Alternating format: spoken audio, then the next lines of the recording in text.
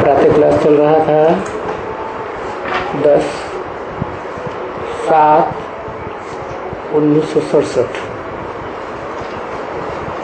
सोमवार को तीसरे पेज की मध्यांत में बात चल रही थी। जो राज्य तुमने घुमाया है अभी फिर से प्राप्त करना है, और ये तुम बच्चों को पहचान मिली। अरे वाह, हम तो बहुत ही ऊंचे मालिक थे। तुम बच्चों को आगे मालूम था क्या कि तुम बच्चों को हम सूर्यवंशी देवी देवता थे तो फिर से बनेंगे। बाप ने आकर बताया, अभी निश्चय कराया ना। अभी हर एक बच्चा कहते हैं हाँ बरोबर हम आगे देवी देवता थे। कितने कहते हैं कि हम आगे भी सूर्यवंशी लक्ष्मी व नारायण थे फिर बनेंगे।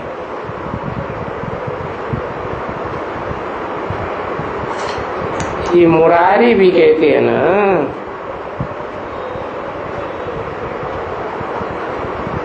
हम श्री लक्ष्मी नारायण बनेंगे।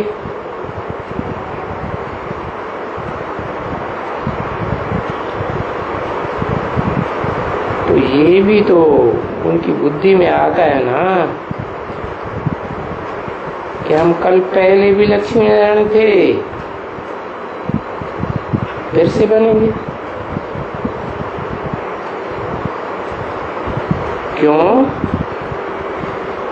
क्यों कहते हैं, क्यों कहते थे?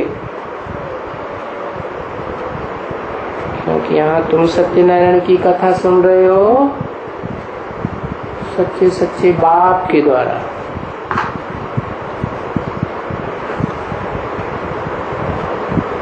तो सच्चा बाप आकर के सत्ययुग स्थापन करते हैं।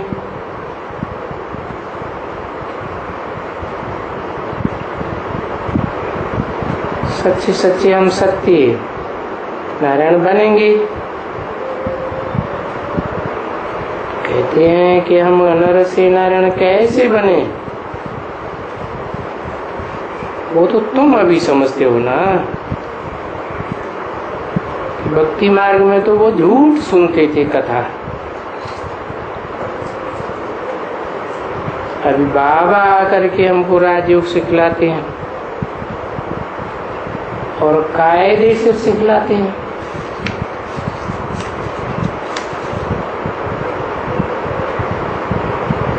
वो तो सुनाते रहते थे कथा, कोई राज की बातें थोड़े ही बतलाते थे।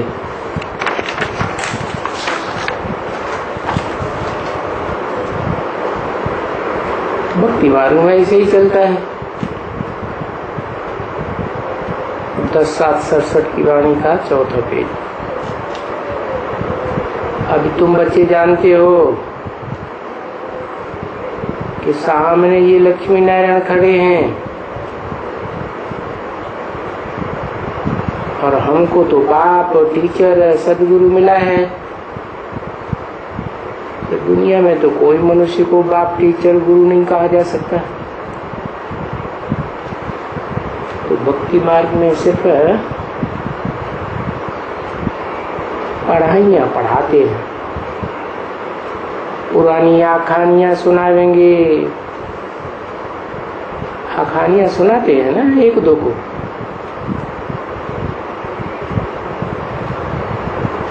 बुढ़ियाँ होती है ना, ये माइयाँ पुरानी बुढ़ी, तो बुढ़ियाँ दादी अम्मा बच्चों को बैठ करके पुरानी पुरानी आखानियाँ सुनाती है ना, गोद में सुनाई लेती है।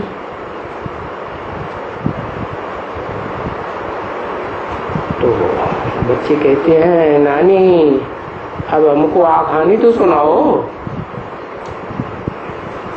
तो हमको तुम्हारी की गोद में नींद आ जावे तो वो कहानी सुनाती है नींद कराने के लिए। अच्छा,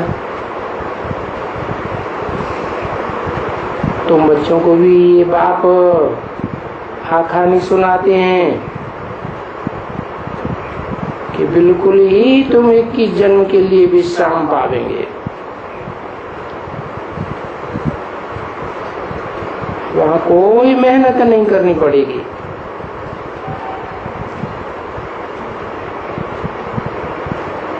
राज करने के लिए भी कोई मेहनत नहीं। तो ये हुई कहानी। ये बेहद के माँ बाप है ना। तो बच्चे कहते हैं माता पिता हमको ऐसी कहानी सुनाओ जो हम 21 जन्म के लिए बिल्कुल ही जैसे कि स्वर्ग में आराम से रहें। तो देखो, तुम बच्चों को, बच्चे और बच्चियों को माता पिता सुनाते हैं ना। कहानी सुना रही है बड़े आराम से, अच्छी तरह से। तो तुम पवित्र बन करके पवित्र दुनिया में जाएंगे। पवित्र दुनिया में जाने के लिए पवित्र तो बनना पड़ेगा ना। तो फिर जो कहेंगे सो मानेंगे जरूर ना। तो जो बाबा कहते हैं उस पर ध्यान देना चाहिए। और बाबा कोई बुरी बात तो नहीं कहते हैं, नहीं, सिर्फ इतना ही तो बोलते हैं बच्चे अपन को आत्मा समझो।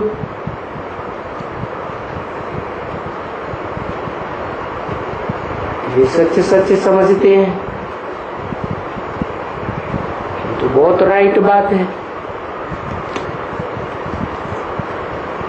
हम बरोबर आधा कल्पीय ड्रामा के प्लान अनुसार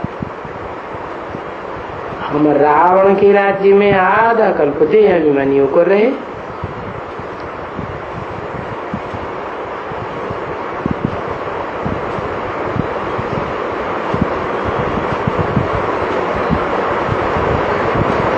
और स्वर्ग में आत्माभिमानी होके रहे। ऐसे क्यों हुआ अंतर?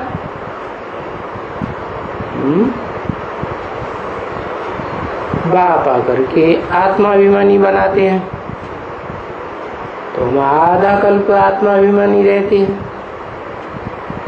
तो वो देहधारी धर्म गुरु आते हैं तो उनके संग के रंग से देहाभिमानी बन जाते हैं। और अभी ये बाप तो सिर्फ एक ही बार आते हैं। वो धर्म पिताएं तो एक के बाद एक आते रहते हैं। वेद का बाप है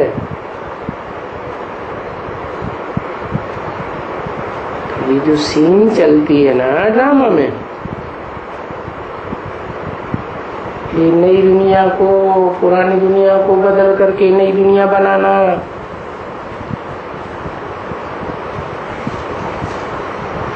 वो तो समझते हैं कि स्वर्ग कोई ऊपर है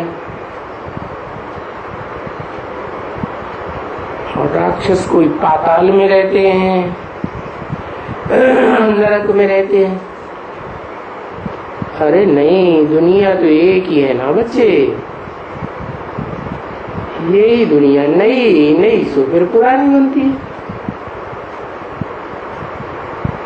और दुनिया कोई दो तो नहीं होती है ना बच्ची। तो ये एक ही दुनिया है जो दुनिया पुरानी भी फिर नई भी बनेगी। पुरानी कौन बनाते हैं, नई कौन बनाते हैं? है? और धर्म पिताएं आते हैं विधर्मी, वो पुरानी दुनिया बनाए देते हैं और बाप आकर के नई दुनिया बनाते हैं। दुनिया वही है, यही दुनिया जिसमें यही भारत है। स्वर्ग में भी यही भारत था, अभी नरक में भी यही भारत है। स्वर्ग में सारा भारत स्वर्ग था और अभी नरक में सारा भारत नरक। तो अभी जानते हो कि नई दुनिया में नया भारत होगा, है? कारण क्या हुआ?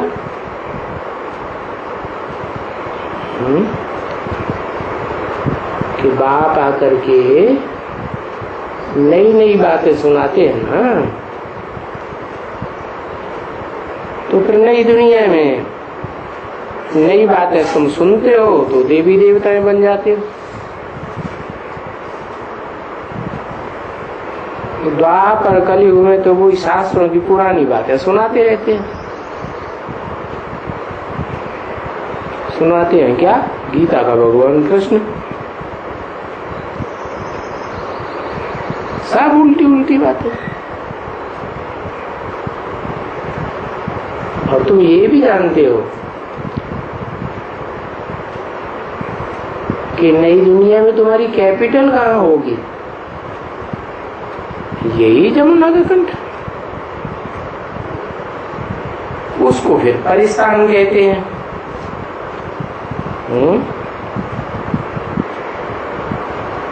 परिस्तान, पूरे स्वर्ग को परिस्तान कहते हैं क्या? है कि बाप ने जो नई दुनिया स्थापन की उसको परिस्तान कहते हैं। नई दुनिया तो 21 जन्म चलती है ना,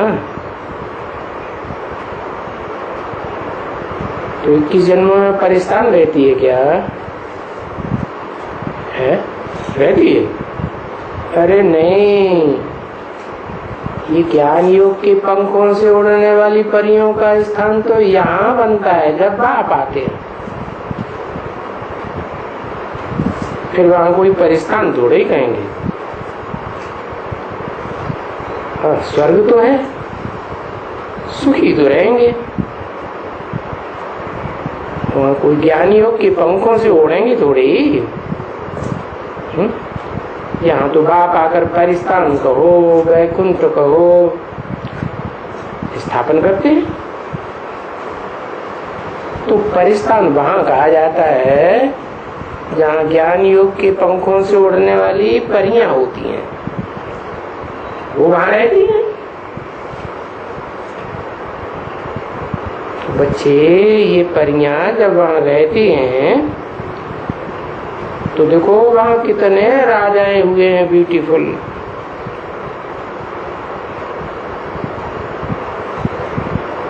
ज्ञान योग से बने ना। बाबा ने समझाया था। क्या समझाया था? है? समझाया था कि बाबा की आत्मा तो प्योर है ना। है? बाबा की आत्मा प्योर है, आत्मा प्योर है। ये तन कैसा है? ऐसे नहीं हो सकता है कि आत्मा प्योर हो और तन पतित हो।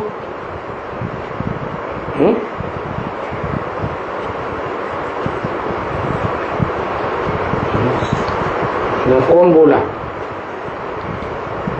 ये बात? कौन बोला? बाबा की आत्मा तो प्योर है ना। हाँ, ब्रह्मा बाबा तो निराकार को याद करते हैं ना, तो उन्होंने उनको बाबा कह दिया।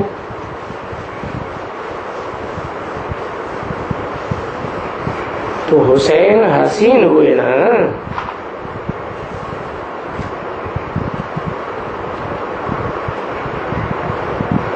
अब तुम देखो, तुम बच्चे प्योर बनते जाएंगे।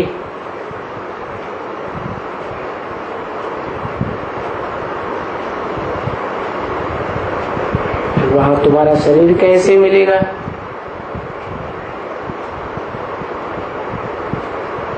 मिलता है ना सुंदर शरीर। उन शरीरों में कितनी कशिश रहती है।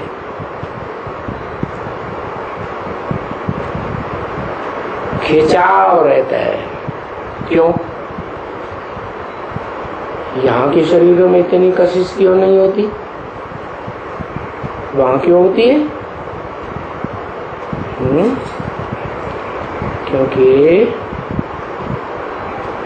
क्योंकि आत्मा आत्मिक स्टेज में होती है और यहाँ तो बड़ी बड़ी देह याद आती है, देह के संबंधी याद आते हैं, तो सारी कशिश संबंधियों में चली जाती है। अनेकों की याद से फिर आत्मा पतित बनती रहती है। तो एकदम प्योर आत्मा आवे तब तुमको पवित्र बनावे ना।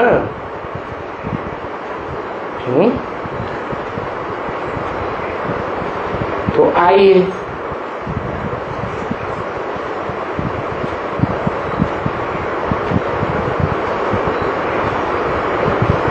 कैसे पवित्र बनाती है? कहते हैं माम एकम याद करो।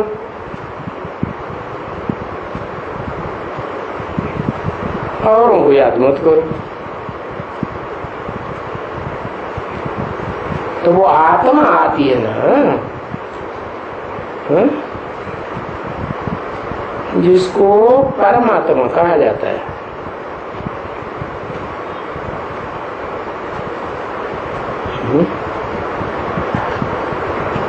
कहाँ से आती है? वो आत्मा आती है जिसको परमात्मा कहा जाता है।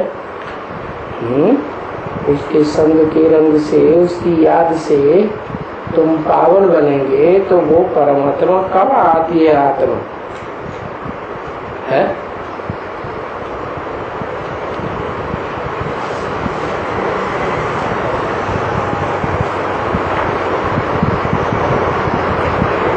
कब आती है?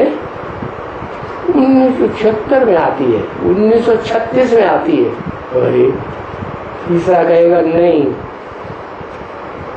1947 से आती है। तो एक बात बताओ पक्की, 1976 में आती है तो उसके संग के रंग से तुम पति से पावन बनने लगते हो।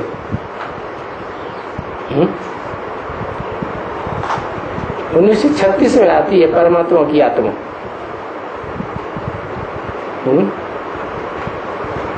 परमात्मा कहा किसे जाता है? और परम पिता किसको कहा जाता है? कहते हैं परम पिता परमात्मा। कभी ऐसे कहते परमात्मा परम पिता,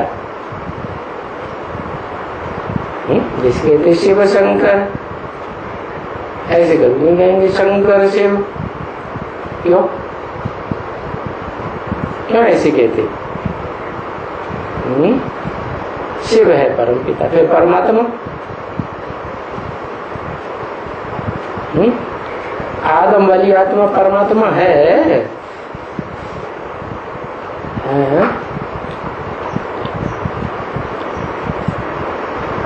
परमात्मा है? अरे पहचान लिया। कैसे पहचानेंगे?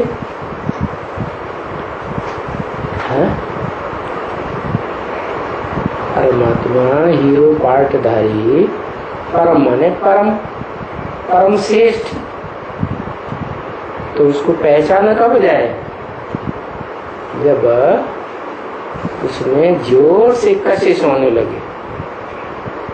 धर्मपिताएं आते हैं तो उनमें कशिश होती है ना, आकर्षण होता है ना। तो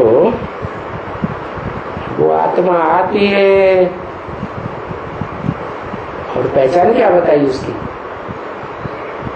जो देखे, जो सुने, तो ऐसी आकर्षण होती है देखने वालों को, उनके शब्द सुनने वालों 2 शब्द भी सुनेंगे तो ऐसा उन शब्दों को सुनकर आकर्षण होता है कि वो सबकी पहचान में आ जाती है। कशिश होती है ना आत्मा में, तो उनको परमात्मा कहा जाता है। तो वो आत्मा जब आए तब तुम बुरे बनो। तो कब आई? कहते कोई 36 में आई, कोई कहते 76 में आई।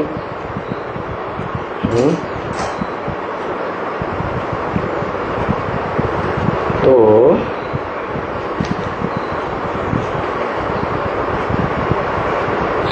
18-19 में आ गई। 18-19 तो अभी शुरू भी नहीं हुआ है।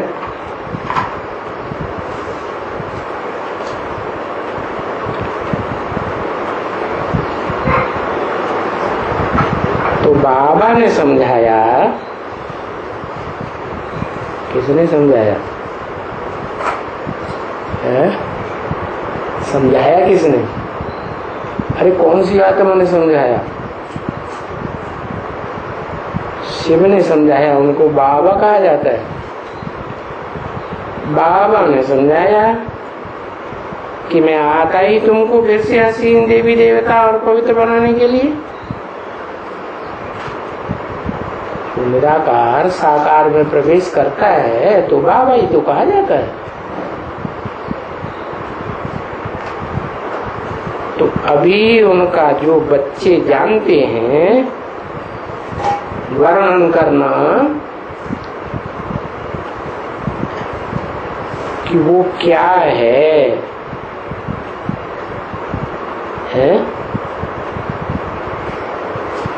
जिसको परमात्मा कहा जाता है, वो है सर्वगुण संपन्न। कहते हैं ऐसे है ऐसे है, तो बाबा यही कहते हैं सर्वगुण संपन्न बनने के लिए अपनी जांच करते रहो। क्या?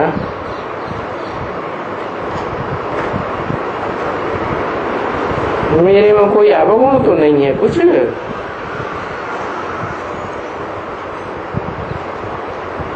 तो ये जांच रोज करनी चाहिए।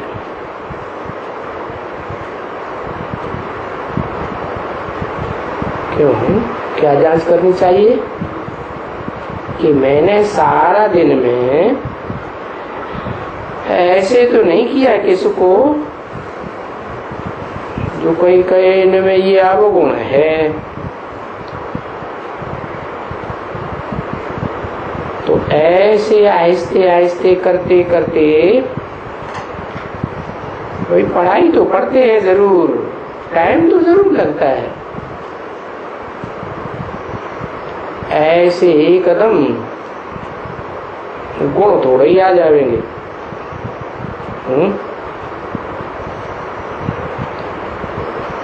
ये पढ़ाई तो बड़ी लंबी चौड़ी है ना, और पढ़ाई एक ही है। अरे लंबी चौड़ी है और एक है, क्या पढ़ाई है? एक है? एक किस बात की पढ़ाई? अरे पढ़ाई है मैं आत्मा।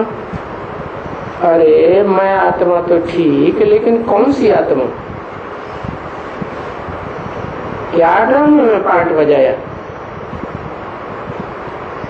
है? पार्टधारी अपने पार्ट को ही ना जाने तो बेवकूफ एक्टर हुआ ना। अब दुनिया में तो देखो पढ़ाई पढ़ते हैं तो कितनी किताबें ले जाते हैं। आजकल तो छोटे छोटे बच्चे भी कितनी किताबें ले जाते हैं। बड़े इम्तिहान करने पास करने के लिए तो कितनी मोटी मोटी किताबें पढ़ते हैं। कहते हैं हमारा ऊंचा इम्तिहान है, तो किताब भी मोटी सी मोटी होगी ना। यहाँ भी तो तुम बच्चे ऊंची पढ़ाई पढ़ते हो ना, है? उस पढ़ाई में तो बहुत जज बनते होंगे, और क्या बनते होंगे?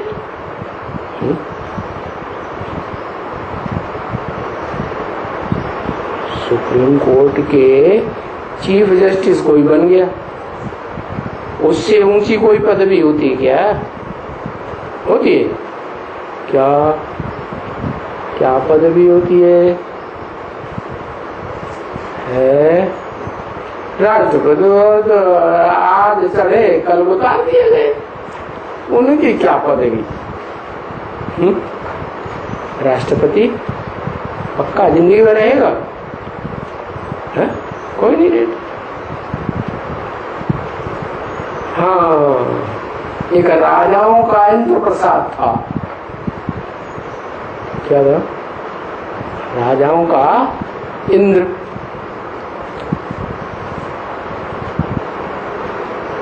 तो कितने साल तक रहा? है? लंबे साल तक रहा कि नहीं? बहुत लंबे साल तक रहा। जैसे नेहरू जी, उन्होंने जितना कुर्सी संभाली उतना और किसी ने संभाल पाई? नहीं संभाल पाई। तो ऐसे होता है, कोई राजाई शुरू होती है ना, तो पहले सतो प्रधान राजाई होती है, तो लंबी उम्र होती है, धीरे धीरे नीचे उतरते हैं तो वो प्रधान होते जाते हैं।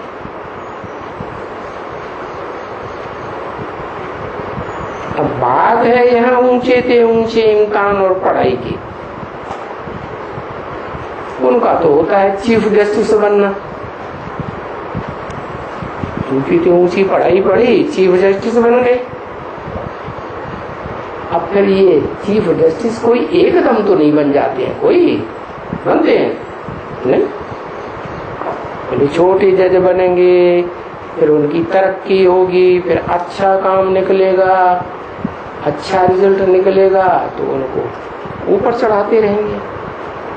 और टाइम तो लगता है ना, पहले जज बनेंगे, फलाना बनेंगे, पीछे जा करके आस्ते आस्ते चीफ जस्टिस बनेंगे। रिटायर होने का टाइम आ जाएगा तो चीफ जस्टिस बनाएंगे। क्योंकि जो चीफ जस्टिस का पोजीशन होता है वो तो लंबे समय की कुर्सी तो नहीं है, लेकिन जस्टिस तो रहा ना लंबे समय तक। और प्रेसिडेंट की कुर्सी,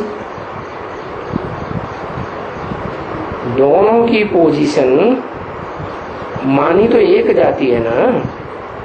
क्या क्या करते हैं? चीफ जस्टिस किसी को फैसला सुनाएगा, प्रेसिडेंट उसे काट देगा। प्रेसिडेंट काटेगा, चीफ जस्टिस फिर सुनाएगा, वो उसको काट देगा। तो दोनों की पोजीशन एक जैसी, क्योंकि वो उनको कसम उठवाते हैं कि हम सच्चाई से अपनी कुर्सी पे काम करेंगे, और वो उनको कसम उठवाते हैं कि हम सच्चाई से कुर्सी पे काम करेंगे। जब वो प्रेसिडेंट बनते हैं तो चीफ जस्टिस कसम उठाते हैं। जब चीफ जस्टिस अपनी कुर्सी लेते हैं तो फिर प्रेसिडेंट उनको कसम उठवाएंगे। ये बात तुम बच्चों ने सुनी है ना? हाँ, क्योंकि ये बड़े होते हैं। बाबा भी कभी कहते हैं ना, देखो ये बड़ा बाबा है क्या?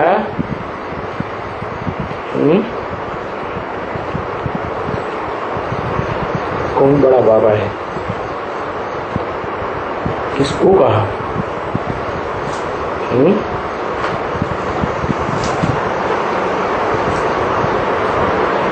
किसको कहा?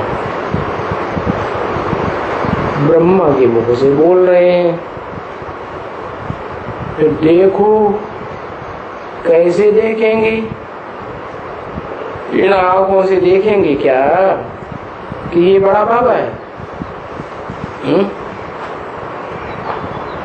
या ब्रह्मा बाबा को कहते हैं बड़ा बाबा? तो किसको कहती है बड़ा बाबा? दिमाग को बड़ा बाबा कहती है।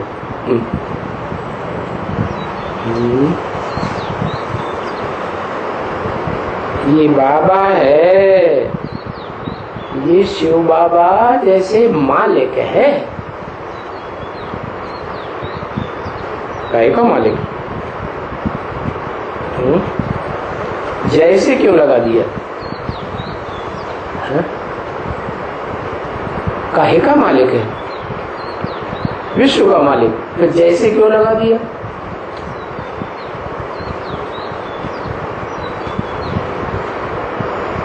विश्व का मालिक मालिकाना करता है क्या है? हुकुम कंट्रोल चलाता है क्या किसी को कर?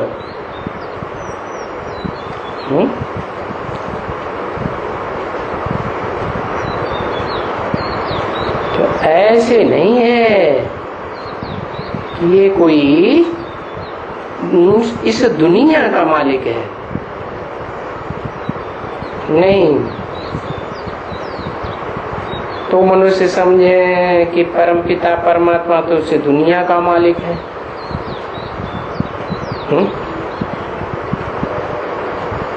परम पिता परमात्मा दुनिया का मालिक बनता है।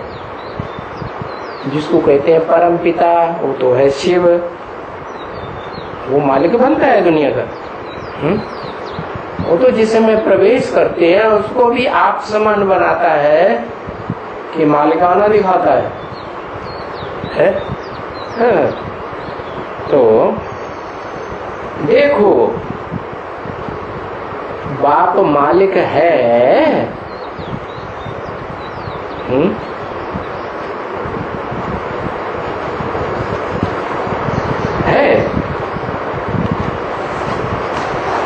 फिर ऐसे क्यों कहते हैं ओबीडिएंट सर्वेंट?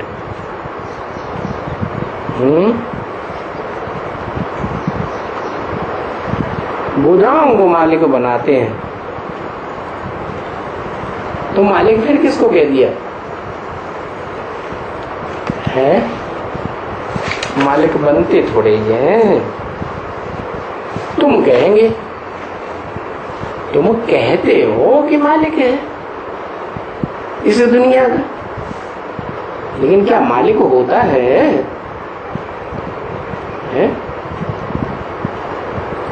तो 767 की वाणी का 5वां पेज।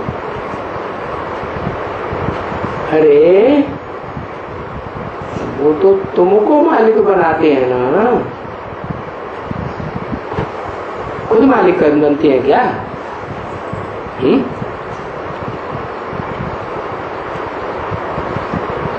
तुम इस दुनिया का मालिक बनते हो।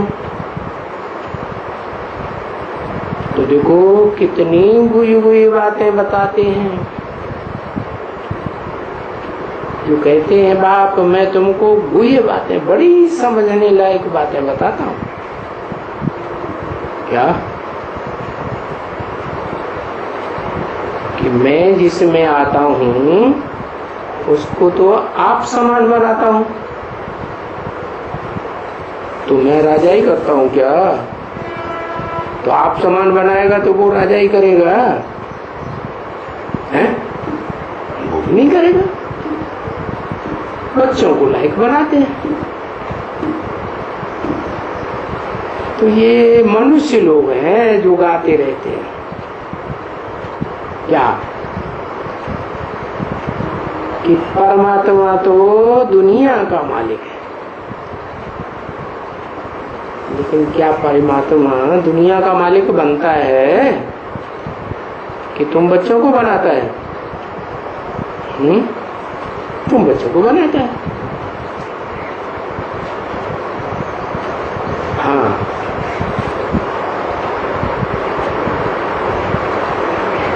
यहाँ इस दुनिया का मालिक नहीं है, बाकी सारी सृष्टि का मालिक है।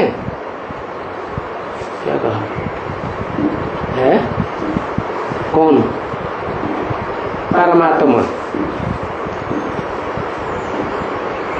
और सृष्टि भी तो दुनिया को कहा जाता है ना।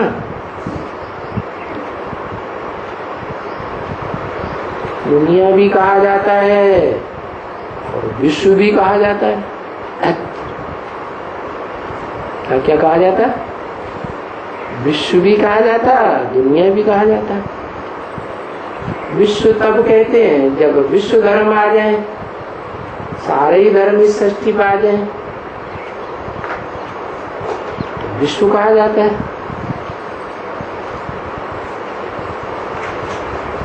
तो दुनिया तो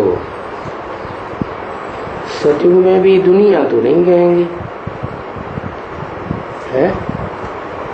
वो जो लक्ष्मी नारायण सतयुग में होते हैं उनको सतयुग का मालिक कहेंगे या दुनिया का मालिक कहेंगे? सतयुग के मालिक हुए ना।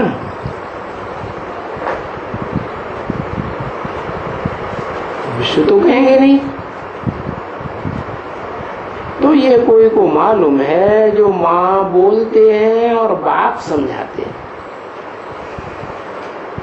क्या समझाते हैं? कि मैं इस दुनिया का मालिक नहीं बनता हूं, मैं इस विश्व का मालिक नहीं हूं। इस लगा दिया। इस माने जो वर्तमान में है मैं उसका मालिक नहीं हूं, इस सृष्टि का मालिक नहीं हूं। यहां भी इस लगा दिया। माना जो आगे आने वाली सृष्टि है, नई दुनिया होगी और उसके आगे जो भी पुरानी दुनिया होगी, उस सारी सृष्टि में मेरा मालिकाना चलेगा, परमात्मा का, जिसे शिव बाबा कहा जाता है। बोला ना, इस सृष्टि पर सदा कायम कोई चीज है नहीं, सदा कायम एक शिव बाबा ही है। तो देखो, ऐसे कोई समझ सकते हैं? और अभी कैसे यथार्थ अच्छी रीति से खोल करके बताते हैं। क्या? कि बरोबर हम इस दुनिया का मालिक नहीं। कहा? कहीं का है कि नहीं? सारी सृष्टि की बात बताई, बाकी इस दुनिया का मालिक नहीं। सृष्टि का मालिक हूं। और सृष्टि में तो चारों युग आते हैं।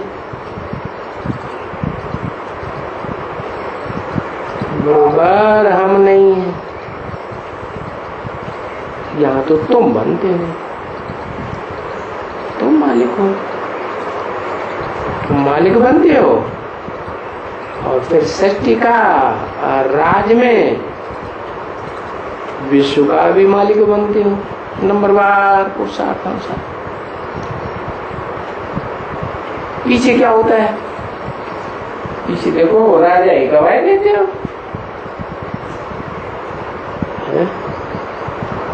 तो फिर पीछे से बाप आकर के तुमको फिर विश्व का मालिक बनाते। तो विश्व माना क्या हुआ? विश्व माना ये सारी सृष्टि है। ये जो सारी सृष्टि है, जब मैं आता हूं तो सारी सृष्टि मौजूद होती है ना इस दुनिया में। ऐसे नहीं किसी देवताएं ही होते हैं, त्रेता की क्षत्रिय आत्माएं ही होती हैं। द्वापर के ऋषि मुनि होते हैं? नहीं,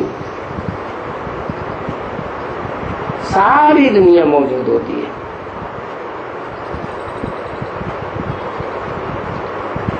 तो फिर मैं विश्व में आकर के शांति स्थापन करता हूं।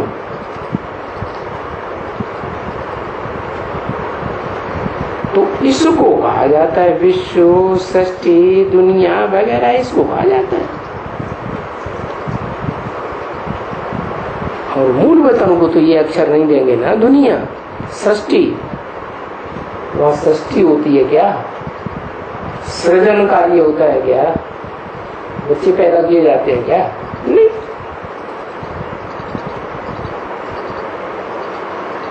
सूक्ष्म वतन में तो है ही बात उनकी, फिर उनकी तो बात ही नहीं, इतनी कोई बात नहीं है।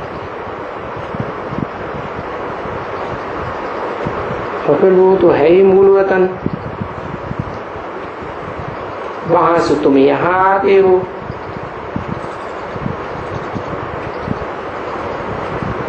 पार्ट बजाने के लिए, तो जब रंगमंच पर पार्ट बजाने जाते हैं स्टेज पर, तो कपड़े बदलते हैं ना।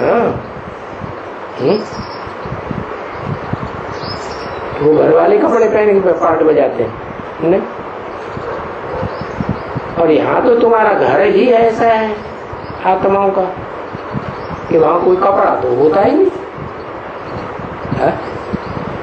तो क्या नंगे रहते हैं? नंगे रहते हैं। अच्छा, यहाँ आते हैं,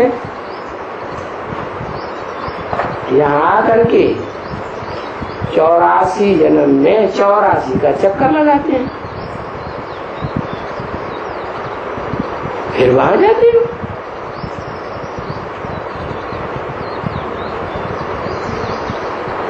फिर नहीं जा सकते हो,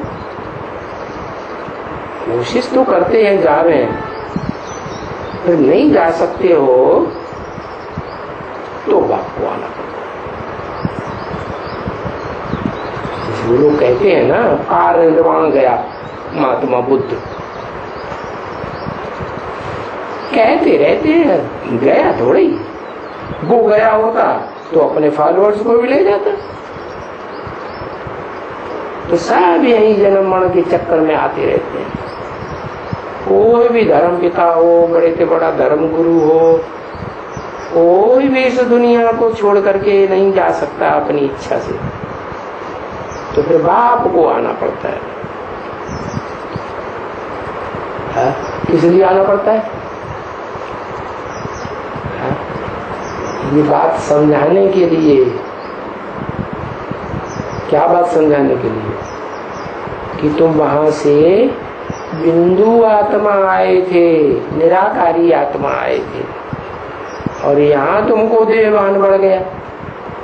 क्या? देह की इंद्रियों का संग का रंग लग गया, तुम अपन को इंद्रियां समझने लगे, देह समझने लगे। तो देह के साथ वापस कैसे जाएंगे? समझने की बात है ना।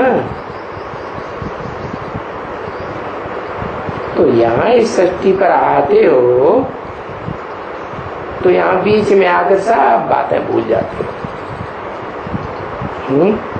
क्या?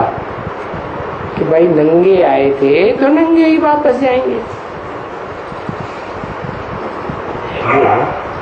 ड्रामाबाजी के कपड़े हैं, ये थोड़ा ही कोई ले जाने देता है। तो बीच में तुम सारी बातें भूल जाते हो। ये चित्रों वगैरह की बातें भी तुम भूल जाओगे। सतयुग में तुम्हें ये थोड़ा ही याद रहेगा कि ये चित्रों में ये पढ़ाई हमने पढ़ी थी। तो बाबा समझाते रहते हैं, तुम नंगे आए थे, नंगे आए थे। तुम कौन? तुम कौन? आत्मा। आत्मा जब शरीर धारण करती है इस सृष्टि में तो आत्मा कही जाती है या क्या कही जाती है? क्या कहते हैं उसे? आत्माएं नंगी आती है इस सृष्टि पर शरीर धारण करती है तो उनको क्या कहते हैं? भूल गए। है जीवात्मा मना परम नाम में आत्मा कुछ काम तो कर नहीं सकती। जैसे तुम सो जाते हो तो कुछ काम करते हो क्या? गहरी नींद में सो जाते हो तो कुछ काम थोड़ा ही होता। तो ऐसे ही इस सच्चिरूपी रंगमंच पर तुम पार्ट बजाते बजाते 84 का चक्कर लगाते लगाते थक जाती हो तुम्हारी आत्मा। तो फिर मैं आता हूँ तुमको घर ले जाने के लिए, आराम करो, सो जाओ। तो अभी से नहीं सोना शुरू कर देना। आ करके पहले पहले इस देवान को बुलाते हैं। क्या करते हैं? देवान को बुलाते हैं। हाँ, कहते हैं अब आपने ये प्रारब्ध पाई ना। क्या प्रारब्ध? कि आत्मा को भूले और क्या प्रारब्ध पाई? अरे कुछ पाया कि नहीं? हाँ, आत्मिक स्टेज पाई और देवान को भूल गए। तो जो प्रारब्ध पाई वो अभी तुमको मिल रही है ना। कल पहले भी ऐसे मिली थी, अभी तुमने वो प्रारब्ध गंवाई थी। क्या? जो आत्मिक स्थिति की प्रारब्ध मैंने बनाई थी कल पहले, वो तुमने अभी कलयुग के अंत में आकर के अंतिम जन्म में पूरी ही गंवाई दी। ठीक है ना बच्चे? ये प्रारब्ध कैसे घुमाई है? कैसे घुमाई? अरे 84 जन्मों में चक्कर लगाते लगाते तुमने ये प्रारब्ध कैसे घुमाई आत्मिक स्थिति की, जबकि सत्युग और त्रेता में भी आत्मिक स्थिति में रहते थे। है?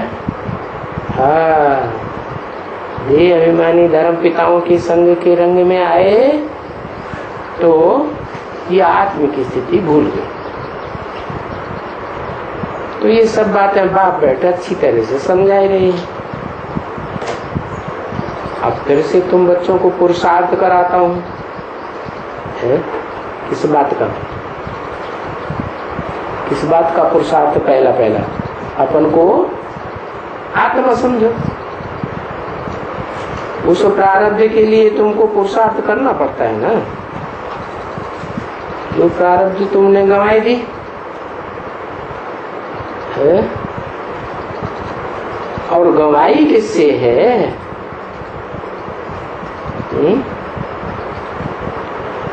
किससे गंवाई? जिसका नाम क्या दिया? अरे जिससे गंवाई है उसका नाम भी तो मालूम होना चाहिए। वो भी तो बाप आकर बताते हैं ना। माया ने, माया अकेला काम करती है। माया के साथ कोई आदमी पुरुष नहीं होता है। रावण ने तो कहते हैं माया रावण ने गवाई। एक ने नहीं गवाई, दो ने गवाई है। दो ने गवाई। हाँ, दो ने गवाई।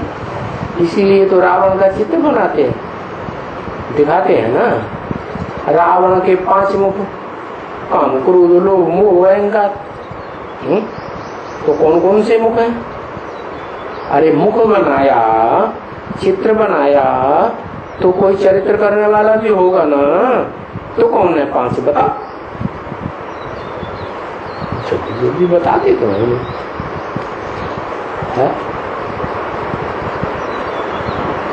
अरे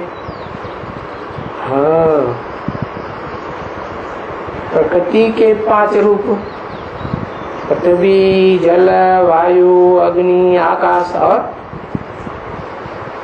और रावण के 5 विकार मिला करके उनको रावण नाम दे दिया। बाकी ऐसे कोई 10 सिर वाला आदमी थोड़ा ही होता है? ये सब मिलकर के रावण राज्य बनाते हैं। क्या प्रकृति जड़ बुद्धि वाली है या चैतन्य बुद्धि वाली है? जड़त्वमयी बुद्धि है तो रावण संप्रदाय का संग ले लेती है। अगर सालिम बुद्धि हो तो रावण के चक्कर में न फंसे। है जड़ बुद्धि है तो रावण के चक्कर में आ जाती है। रावण कौन हुआ फिर? एक नहीं है कोई। अरे भाई 10 सिर अलग अलग दिखाए हैं तो 10 मिलकर के काम करते होंगे ना। है? जैसे कहते हैं ब्रह्मा ने सृष्टि रची तो ब्रह्मा को मुख दिखाते हैं या नहीं दिखाते हैं? है? तो क्या 5 मुख होते हैं? होते हैं 5 मुख ब्रह्मा को। है? उनकी परंपरा में, उनकी पीढ़ी में कोई 5 मुख वाला है आदमी आजकल? कोई नहीं। ये तो कवियों की कल्पना है। उस कल्पना के आधार पर उन्होंने चित्र बना दिया कि ये 10 मिलकर के आपस में एकजुट हो जाते हैं और सारी सृष्टि पर राज्य करते हैं। तो अभी तुमको पता पड़ा कि राजाई मिली किससे और गंवाई किससे। वेद का बाप तुमको राजा ही देते हैं और रावण तुमसे छीन लेते हैं। तो अब ये ड्रामा बना हुआ है, ला बना हुआ ड्रामा। क्या कि हार होगी तो जीत भी जरूर होगी और जीत होगी तो हार भी जरूर होगी। ये दुनिया हार जीत की दुनिया है, खेल है रावण का, राम का। तो रावण द्वारा हार। क्यों हार? क्योंकि वो दुश्मन है ना, तो वो हरा देता है। दुश्मन सामने आते ही किस लिए? हराने के लिए। तो रावण हरा ही देता है।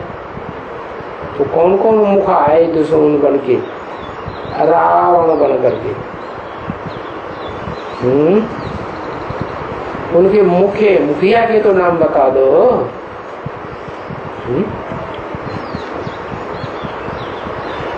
अरे 1-2 का नाम बता दो तो बाकी फिर हमें याद आ जाएगा। हाँ, काम। अरे काम तो विकार का नाम है। मुख है तो कोई चरित्र करने वाला व्यक्ति होगा ना। है? कोई बड़ा होगा ना। कहते हैं ना, बड़ा जैसा कर्म करेगा छोटे उसको देख करके वैसे ही कर्म करेंगे। तो काम विकार को सबसे जास्ती अपने जीवन में उतारने वाला इस्लामी तो ढेर सारे, क्रिश्चियन 200-250 करोड़ है। नाम नहीं बताते, डर लगता है कल हमको पकड़ेंगे। इब्राहिम, हाँ, तो पहला आया इब्राहिम, उसने ये सिखाया काम विकार की बात। तो ये दुश्मन बना। फिर उसके बाद दूसरा दुश्मन कौन आया है? तो उसका चेहरा दिखाते हैं ना, चित्र बनाते हैं। क्राइस्ट आया, क्रोध। तो ये काम, क्रोध, लोभ, मोह। लोभ को जिन्होंने लोभ के लिए दुनिया भर के अत्याचार किए, मारकाट मचाई, बड़े बड़े युद्ध किए, भारत में खूब आक्रमण किए, लूट लूट के ले गए लोभ के कारण ना। तो कौन? मोहम्मद। तो चलो 3 हुए, फिर और कौन? मोह। मोह किससे होता है? देहधारियों से मोह होता है। तो उनको मोह आया कि सारी सृष्टि के देहधारियों को इकट्ठा कर ले। तो उन्होंने ऐलान कर दिया क्या? ये मोही जो होते हैं ना, वो किस बात का मोह होता है उन्हें? कि हमें ज्यादा से ज्यादा वोट मिल जाए। क्या? कोई धर्म को मानो या ना मानो, धर्म निरपेक्ष राज्य हम चलाते हैं। हमें धर्म की किसी की चिंता नहीं, कोई धर्म ग्रंथ की भी हम बात मानेंगे नहीं। क्या करेंगे? हमें तुम लोग दे दो ऐसे जो वोट दें हमको, तो लोगों का मोह आ जाता है। तो ये मोह का दुश्मन हो गया। उसका मुखिया कौन? नाम नहीं बताया है। महर्षि दयानंद कहते हमने बड़ी दया की लोगों में। कोई क्रिश्चियन हो आ जाए, हिंदू बन जाए भारत में, कोई मुसलमान हो क्या आ जाए भारत में, हम उसको हिंदू बना लेंगे। तो बड़ी दया करते हैं, तो नाम रख दिया। दया करने में बड़ा आनंद आता है क्या? और अपना टाइटल भी रख दिया, महान ऋषि, महर्षि। कितना बड़ा ऋषि आया। अभी तुम बच्चों को समझाया है, क्योंकि तुम्हें पोल पट्टी का पता चल गया ना रावण का। है? क्या समझाया है? कि रावण को रामलीला खेल खेल करके, नाटकबाजी करके क्यों मारते हैं? अभी तुम्हें समझ में आया? राम को क्यों नहीं मारते, रावण को क्यों मारते हैं? है? क्योंकि राम को एक मुख और रावण को अनेक मुख। वो झूठा है, अनेक बातें करता है। एक बात झूठे बोलेगा, उसके पीछे पीछे दूसरी 10 बातें झूठ बोलेगा। तो कोई बात सच्ची नहीं निकलती उसकी। कोई बात, कोई रास्ता पर लोग चलेंगे तो जिंदगी में रोएंगे। तो उसका नाम है रावण, रुलाने वाला। तो समझ में आ गया कि रावण को क्यों मारते हैं रामलीला में। और फिर सिर्फ मारते ही नहीं है, मार मार के उसको आग लगा के जलाते हैं। क्या है? अच्छा, तो अभी ये ब्रॉड ड्रामा तो समझ लिया कि ब्रॉड ड्रामा में ऐसे ऐसे भी होता है कि आधी दुनिया में राम राज्य चलता है, सतयुग त्रेता में, और आधी दुनिया द्वापर कलयुग में, जिसे द्वैतवादी द्वापर कहा जाता है, उसमें रावण चलता है, वो रावण का राज्य चलता है। द्वैतवादी कहते हैं इसलिए कि दूसरे दूसरे धर्म आ जाते हैं, दूसरे दूसरे राज्य आ जाते हैं, दूसरे दूसरे कुल है, दूसरी कुल मर्यादाएं, दूसरी कुल भाषाएं आ जाती हैं, तो द्वैतवाद चालू हो जाता है। सतयुग त्रेता में, स्वर्ग में ऐसा नहीं होता। वहां पढ़ाने वाला भी क्या, उस स्वर्ग की पढ़ाई पढ़ाने वाला भी एक था, और धर्मपिता भी एक था उस दुनिया में, और भाषा भी एक थी, और कुल भी एक कुल चलता था, और मतें भी एक मत। ऐसे नहीं आज की दुनिया जैसी बन गई, एक ही घर में, किसी घर में चले जाओ एक कांग्रेस को वोट देने के लिए लड़ाई लड़ेगा, दूसरा कहेगा जनता पार्टी को वोट देना चाहिए, आपस में लड़ाई लड़ पड़ेगा। तीसरा कहेगा नहीं बहुजन समाजवादी पार्टी को वोट देना चाहिए। तो कितनी लड़ाइयां घर घर में पैदा करती इस रावण ने। बाप आते हैं, रावण का रूप तुम्हें बताए देते हैं, उसकी पोल पट्टी सारी खोल देते हैं। तो अब तुम्हारी समझ में आ गया। और ये बातें किसी को दुनिया में समझ में नहीं आती। और यहाँ ये पाई पैसे की बात तुमको बता देते हैं, क्या तुम्हारी समझ में आ जाती है।